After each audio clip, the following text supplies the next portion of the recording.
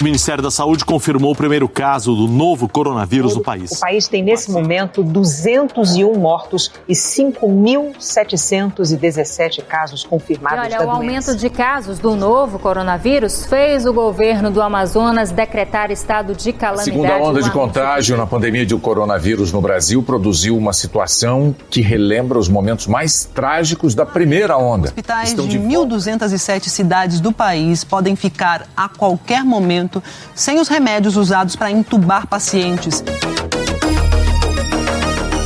Antes de alcançar mais de 360 mil mortes, com uma média móvel na casa de 3 mil óbitos diários, e o desespero da falta de sedativos para pacientes entubados, o Brasil passou por longo e doloroso ano.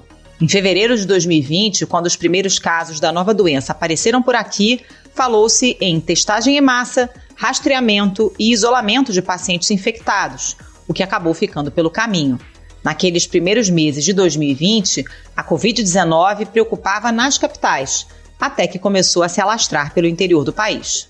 Os casos confirmados da doença já são 221 mil, quase 222 mil, e o governo do estado informou que pela primeira vez o interior passou a capital no número de novos casos da doença. A abertura de hospitais de campanha e de novos leitos de UTI já fazia parte da rotina, da mesma forma que os embates, que prosseguem até hoje sobre a adoção de medidas de isolamento social. Como se sabe, não houve liderança do governo federal, e cada um, prefeitos ou governadores, fez do seu jeito. O resultado foi a falta de sincronia entre as diferentes ações de saúde. Isso sem contar o descompasso entre o avanço da pandemia e o pagamento do auxílio emergencial, que foi interrompido por 3 meses a partir de dezembro. A família pagava as contas e comprava comida com R$ 900 que recebia do auxílio emergencial. Mas a última parcela do benefício foi paga em dezembro e o dinheiro não vem mais. Esse conjunto de ações descoordenadas e de omissões, em especial do governo federal, compõe um complexo quebra-cabeças que foi montado por um grupo de 10 cientistas, liderados pela demógrafa Márcia Castro, professora titular da Escola de Saúde Pública de Harvard. No estudo publicado pela revista Science, o grupo analisou a trajetória, a velocidade e a intensidade da propagação do vírus no Brasil e detalhou de que forma essas falhas determinaram o descontrole da pandemia no país. No Ao Ponto desta sexta-feira, a professora Márcia Castro, que também é pesquisadora do Observatório Covid-19, explica os principais achados do estudo e analisa de que forma o Brasil se tornou o epicentro da doença no mundo. Fique com a gente.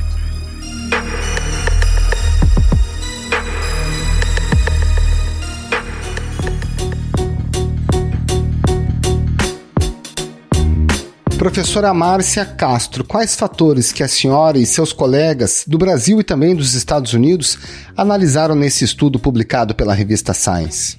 Então, nós utilizamos dados de casos e de morte para tentar entender como se deu a propagação da pandemia no território brasileiro. Então, o nosso objetivo era entender exatamente isso, como tanto casos como mortes fizeram esse movimento para o interior, quer dizer, a interiorização da pandemia. A gente também estava tentando entender se ao longo do tempo algumas localidades tiveram aglomerados significativos, tanto de casos como de mortes, e por quanto tempo esses aglomerados persistiram. E aí a gente tentou entender algumas relações, o que poderia explicar essa disseminação da pandemia no território. E a gente trouxe várias variáveis, a gente calculou um indicador que mostra a velocidade em que a interiorização aconteceu. Então a gente calculou esse indicador para cada um dos estados, para o Brasil como um todo, por semana epidemiológica. E a gente também mostrou, se a gente considerasse o centro geográfico da pandemia, que é basicamente a gente considera os casos e as mortes em cada um dos municípios e a gente faz uma média geográfica dessa intensidade da transmissão, a gente mostrou como esse centro geográfico começa, claro, perto de São Paulo, né, que é onde começaram a aparecer os primeiros casos e as primeiras mortes. Ele se desloca para o norte, né, a cada semana, em função do aumento que a gente teve tanto na região norte, depois na região nordeste. E aí, progressivamente, ele começa a se deslocar novamente na direção do sul, que é quando a pandemia se intensificou na região centro-oeste, depois na região sul. O Rio Grande do Sul bateu mais um recorde de mortes por coronavírus em 24 horas. É o terceiro dia consecutivo. Então, o paper tentou fazer um panorama bem completo, bem detalhado, dessa interiorização e dos padrões de aglomeração, tanto de casos por Covid como de mortes por Covid no Brasil, até a semana 41, semana epidemiológica 41, que é o começo de outubro. E aí, professora, quando a gente cruza esse mapeamento, né, que é basicamente geográfico, com as políticas públicas que foram adotadas no período, o que dá para concluir? Então, o que a gente observa é que a gente começa a fazer comparações, né? Então, por exemplo, se a gente considerasse as desigualdades locais, a gente sabe que se você considera vários parâmetros, por exemplo, distribuição de médicos por habitante, distribuição de leitos, principalmente leitos de UTI por habitante, desigualdade de renda, os piores indicadores, né, estão na região norte e na região nordeste. Alguns desses indicadores são piores no nordeste, alguns são piores na região norte. Mas quando a gente compara, né, o que aconteceu em termos de velocidade, de interiorização, a gente acaba vendo um contraste, quer dizer, a coisa foi muito pior na região norte, nos estados da região norte. Então, um contraste que chamou muito atenção foi o que aconteceu, por exemplo, com o Ceará, que foi um estado que teve um problema de oferta de leitos ano passado, em final de abril, início de maio. Então, teve uma sobrecarga do sistema hospitalar. Mas quando a gente chega na semana 41, né, o Ceará teve uma interiorização de casos rápida, como vários outros estados, ele é o sexto mais rápido, mas quando a gente olha para a interiorização de mortes, ele é o antepenúltimo entre todos os estados, ou seja, apesar de ter tido uma sobrecarga, ele consegue, através das ações que foram implementadas, diminuir a intensidade da interiorização das mortes. Isso é um sucesso. Isso revela como que as ações que foram implementadas e o momento em que elas foram implementadas tiveram resultado. Já quando a gente olha para a maioria dos estados da região norte, a interiorização foi muito rápida. E aí eu trago outro contraste, né? Quer dizer, quando a gente olha qual foi o estado que teve a interiorização mais intensa, tanto de casos como de morte, foi o Rio de Janeiro, seguido do Amazonas. Né? O alerta de colapso na saúde pública de Manaus foi feito no final de dezembro. Um documento feito pela Advocacia Geral da União mostra que o Ministério da Saúde sabia. E aí a gente compara Rio de Janeiro e Amazonas, né? O Rio de Janeiro tem muito mais oferta de leito por UTI, leito de UTI por pessoa, por exemplo, né? Em Manaus, além da oferta ser muito menor, os leitos todos estão no Amazonas, os leitos todos estão em Manaus. Né? Então, a distribuição também não é muito, muito boa, né? Quer dizer, todos os outros municípios do Amazonas dependem dos leitos de UTI de Manaus. Só que o que acontece? Quando a gente vê o contexto, né? O que aconteceu no Rio de Janeiro? A gente teve um governador foi removido, a gente teve várias mudanças de secretário de saúde, um secretário de saúde foi parar na cadeia, denúncias de corrupção. Então, como que você consegue ter ações coordenadas, que sejam sustentáveis num clima desse, né, num contexto desse? Então, assim, tem várias dessas comparações que a gente consegue fazer. E no final, o que a gente observa é que a gente não consegue descrever, né, o padrão de interiorização, o padrão de aglomerados espaciais e temporais de casos e mortes com uma única narrativa. É impossível. E aqui, claro que as desigualdades importam, mas não são o único fator. Essa conexão que a gente tem através de redes de transportes, redes de comércio, elas não necessariamente foram interrompidas. E a gente tem um cenário em que diferentes cidades impõe medidas de distanciamento no momento, a outra impõe no momento diferente, elas não são síncronas, e no momento em que começa a reabrir, a maneira de reabrir também é diferente. Uma pode ser de uma forma mais lenta, com mais cuidado, a outra pode ser uma maneira mais forte. Então, só esse contexto em que nada está acontecendo de forma síncrona, só a mobilidade das pessoas já ajuda para o vírus ir circulando. O aumento do número de casos de Covid aqui no estado de São Paulo está fazendo muitas cidades determinarem o fechamento do comércio por conta própria. Mas muitas ignoram as orientações e deixam tudo funcionando. A gente também tem um outro fator que a gente não pode esquecer, que o vírus já estava circulando no Brasil antes dos primeiros casos serem notificados, e houve uma análise retrospectiva no Ceará que mostrou isso, né? Então a gente tem evidência concreta e muito provavelmente estava circulando em outras localidades também. Isso indica uma falha da vigilância, que infelizmente a gente não tem, por exemplo, uma vigilância genômica que permitisse identificar patógenos que estão circulando. E aí, a última coisa, quer dizer, o alinhamento político, ele realmente importa, né? O que a gente mostra são correlações não indicam causalidade, mas, novamente, é uma peça desse quebra-cabeça. E aí, a gente mostra isso quando você compara áreas que, teoricamente, têm níveis desfavoráveis de desigualdade, áreas que tiveram sobrecarga no sistema hospitalar, áreas que tinham a circulação silenciosa do vírus com uma performance totalmente diferente. E aqui o que importa por exemplo, até que ponto o governador e os prefeitos estavam alinhados com as recomendações que vinham do governo federal ou estavam tentando adotar medidas que iam basicamente contra o que estava sendo defendido. Ou seja, aqueles estados, todos os estados do Nordeste não estavam alinhados, continuam não alinhados com o governo federal e adotaram medidas de distanciamento, adotaram outras medidas que iam contra as recomendações. Então, novamente, nenhum desses fatores é o que a gente pode chamar o principal, é o maior, é o que explica tudo.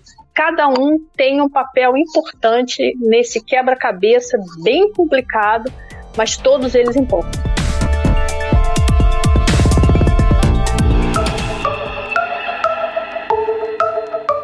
Doutora, o estudo mostrou que em determinados lugares se identificou grandes concentrações de mortes antes mesmo da verificação dos surtos de novos casos.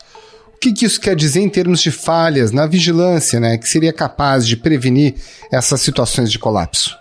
O que a gente mostrou é que a gente teve os aglomerados espaciais e temporais acontecendo antes das mortes, acontecendo antes dos aglomerados dos casos.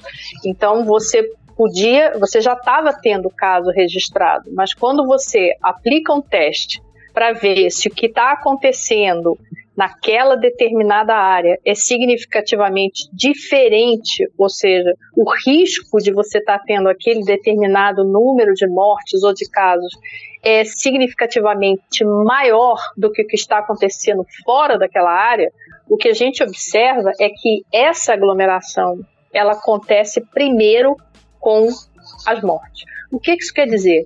Isso quer dizer que a gente estava tendo um subregistro do que está sendo reportado como caso, e tem tudo a ver também com o nível de testagem. Tudo isso contribuiu principalmente no início da pandemia, entendeu? Então, foi esse fator que a gente conseguiu identificar com essa análise.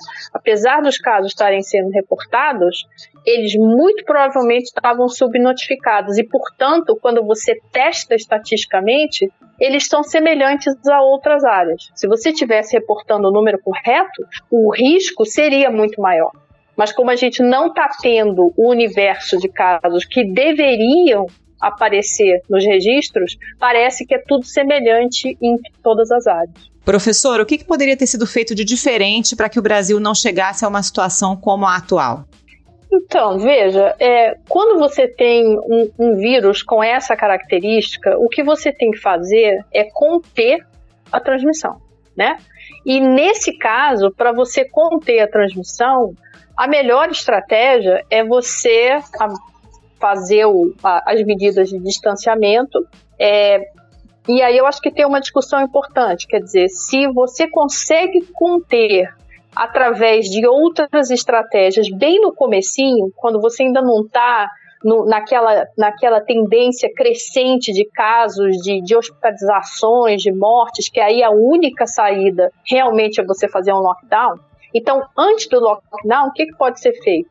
O que você pode fazer é ter uma vigilância extremamente intensa e que você consiga conter os focos. Primeiro você tem que identificar os focos iniciais, onde está acontecendo, e conter. Falou-se muito ano passado no rastreamento de contatos, né? Rastreamento de contatos só faz sentido quando você está no começo, quando você não está no pico da curva, porque aí não tem como, você não consegue fazer rastreamento de contatos. Então veja, lá em março, fevereiro, março, quando a coisa ainda estava começando, o que a gente poderia ter feito? Naquele momento, o ideal era você utilizar a rede de serviços de saúde que o Brasil tem.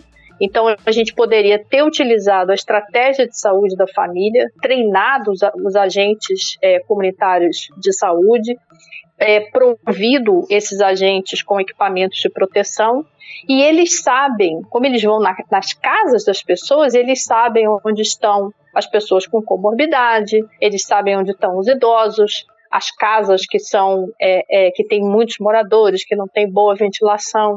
Então, essa seria uma maneira de, no campo, a gente ter uma vigilância mais intensa, trazer informação para essa população, para que as pessoas entendam o que é esse vírus. Tudo isso podia ter sido feito no começo. Aí você volta para as comunidades, né? Por exemplo, os moradores da Maré estão lá reclamando. Uma clínica da família fechou, Silvana Ramiro. E aí? Quer dizer, o serviço vai deteriorando. Aliado a isso, né? Quer dizer, se isso não fosse suficiente para que você tivesse focos, nesses focos, o ideal é que aí sim você venha com medidas de distanciamento, porque elas permitem que você crie uma barreira na transmissão, entendeu?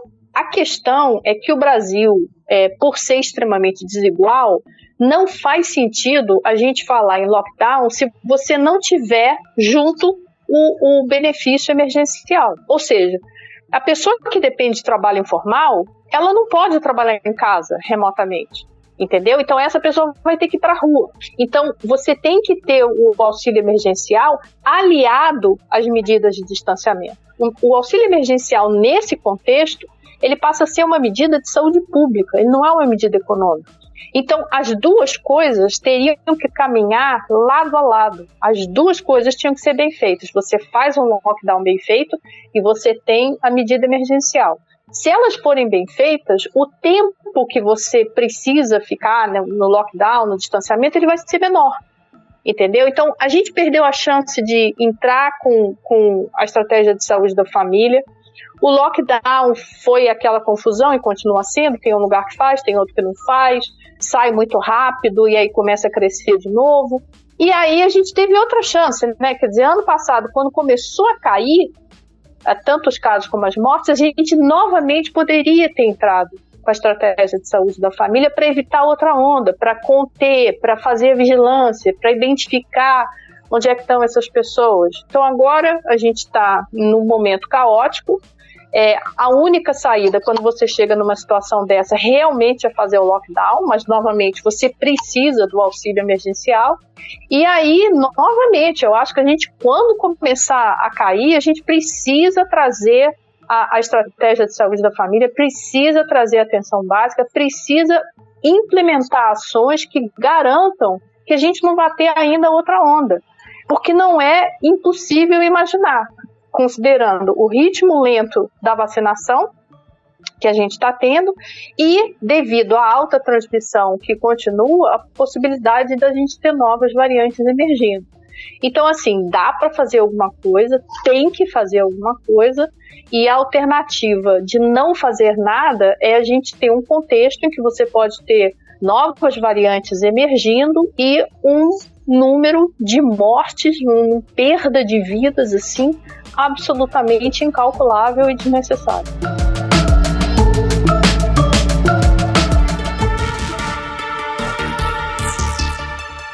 No estudo, inclusive, vocês mencionam que o SUS, sem dúvidas um trunfo do Brasil nessa pandemia, está sendo subutilizado, que parece um completo contrassenso, né?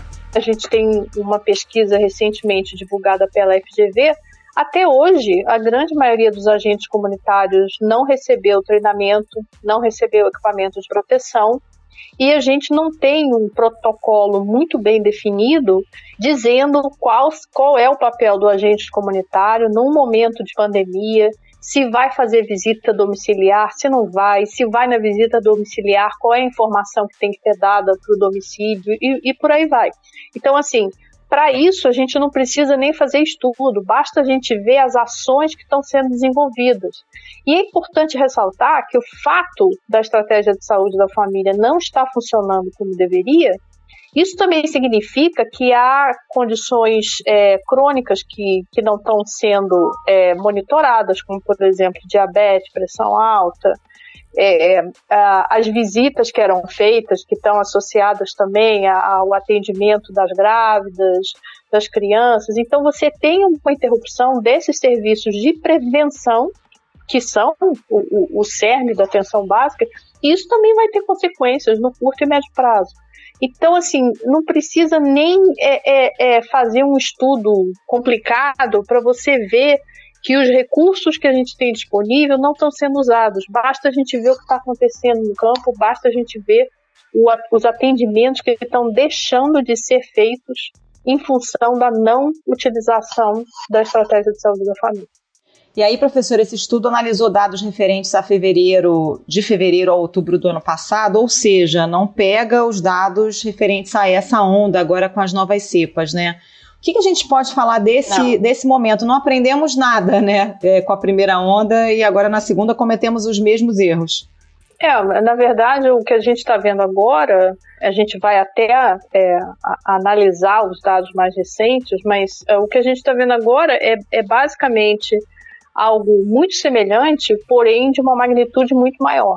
Se antes a gente tinha, digamos assim, os casos e as mortes progressivamente se espalhando e se intensificando, e a gente tem estudos que mostram isso muito claramente, quer dizer, digamos, a primeira grande onda de transmissão começa no norte, vai para o nordeste, vem para o centro-oeste, vem para o sul é a última e o sudeste é sempre alto, né? Então a gente tem estudos mostrando isso. O que a gente vê agora é isso novamente, só que tudo concentrado num momento só.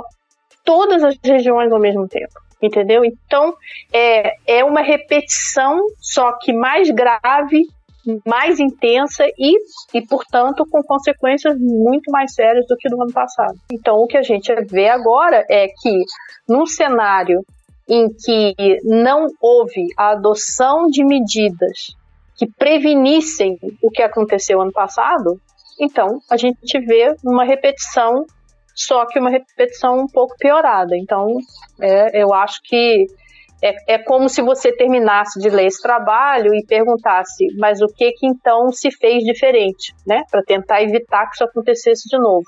E a resposta em grande parte, não se fez muita coisa. Você tem ações locais, alguns estados, algumas cidades, mas a nível nacional, a nível coordenado, né, quer dizer, seguindo o Pacto pela Saúde do SUS, uma coisa coordenada federal, estadual e municipal, não tinha e continua não tendo. Professora Márcia Castro, muito obrigada pela participação, bom trabalho para a senhora. Muito obrigado, doutor, um grande abraço. Obrigada a vocês.